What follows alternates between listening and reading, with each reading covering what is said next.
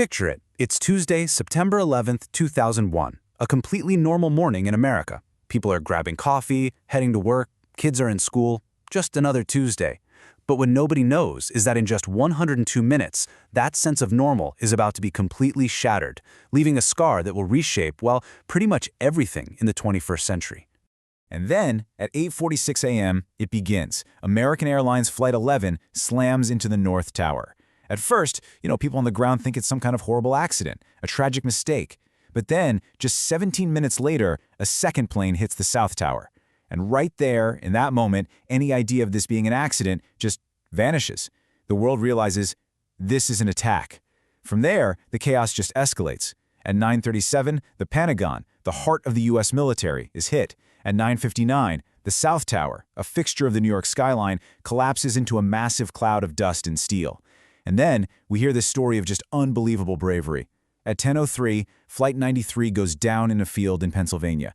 The passengers, having learned what was happening, fought back. They prevented the hijackers from hitting their target, and finally, at 10:28 a.m., the North Tower falls. In just 102 minutes, the world was changed forever. The human cost was just staggering. In a single morning, nearly 3,000 people were killed. Thousands more were injured.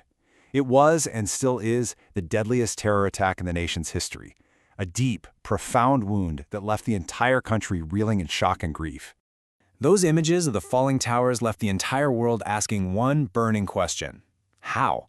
Just how could the world's only superpower, with the most advanced military and intelligence agencies on Earth, be so vulnerable?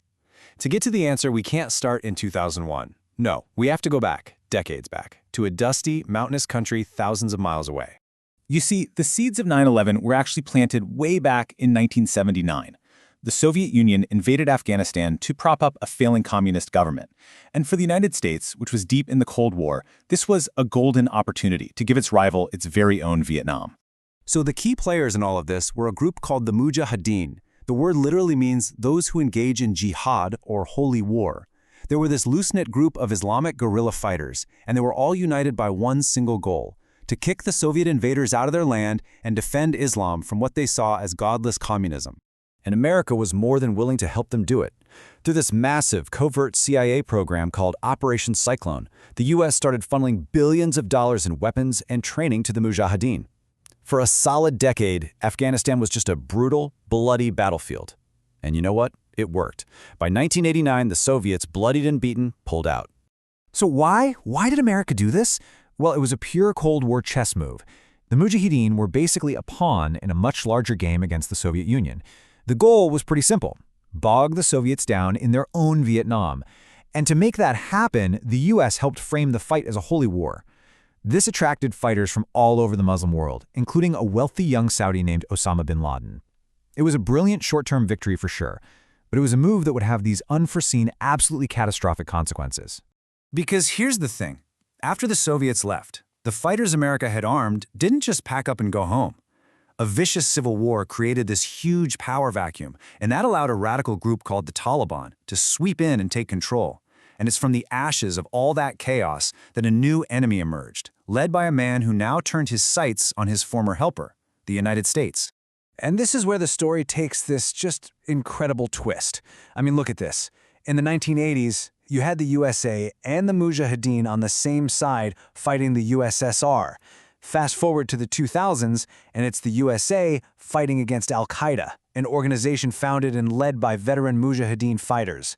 The very forces America helped create had become its most lethal enemy. So what happened? What flipped the switch? Well, for Osama bin Laden, the big turning point was the 1991 Gulf War. When U.S. troops were stationed in his home country of Saudi Arabia, the land of Mecca and Medina, Islam's holiest sites, he saw it as an absolute defilement. You combine that with America's unwavering support for Israel and its growing influence across the Muslim world, and you get a long list of grievances that just fueled his rage. And he didn't hide his motives. In 2002, in what's known as his letter to America, he laid it all out. As you can see from this quote, for him, this wasn't just some political battle. In his mind, he was waging a holy war, and he was going to punish America for what he saw as its crimes against Islam. Okay, so back to the days right after 9/11. A stunned and grieving America responded with this incredible sense of unity, resolve, and a declaration of a new kind of war, one it had never really waged before. On the very night of the attacks, President Bush went on TV and laid down a brand new doctrine. This one sentence right here, it fundamentally changed American foreign policy. It basically meant that any nation giving sanctuary to terrorists would be treated as an enemy of the United States, and the #1 target was crystal clear: the Taliban regime in Afghanistan, which was protecting Osama bin Laden and Al-Queda. The response was incredibly swift and totally uncompromising. First, the U.S. gave the Taliban an ultimatum: hand over bin Laden. They refused. So, less than a month later, on October 7th, the invasion of Afghanistan began.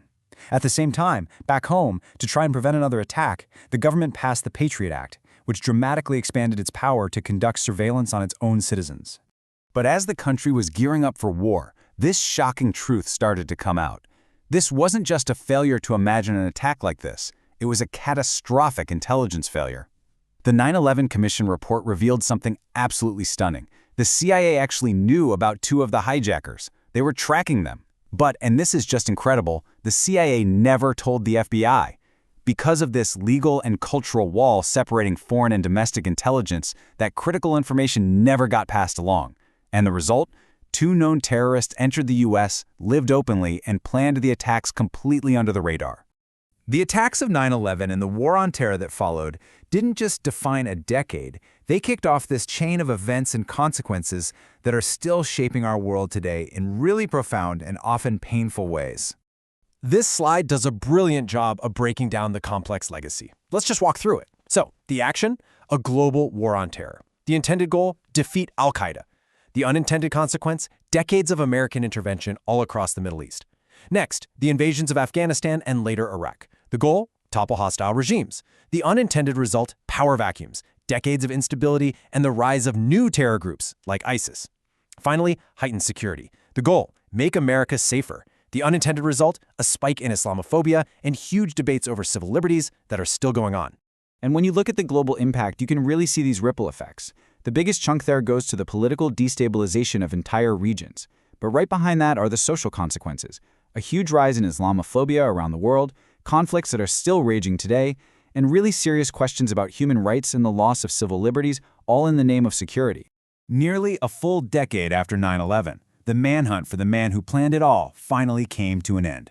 On May 2, 2011, U.S. Navy SEALs raided a compound in Pakistan and killed Osama bin Laden. It was this huge moment of justice, a major victory for the United States. But here's the thing. While the man was gone, the movement he inspired and the cycle of violence he helped start, well, they were far from over. And so that leaves us with this one massive, lingering question. After more than 2 decades, 2 wars, trillions of dollars spent, and hundreds of thousands of lives lost, is the world actually any safer? There's really no easy answer to that. And that fact, right there, is probably the best testament to the complex and enduring legacy of those 102 minutes that changed everything.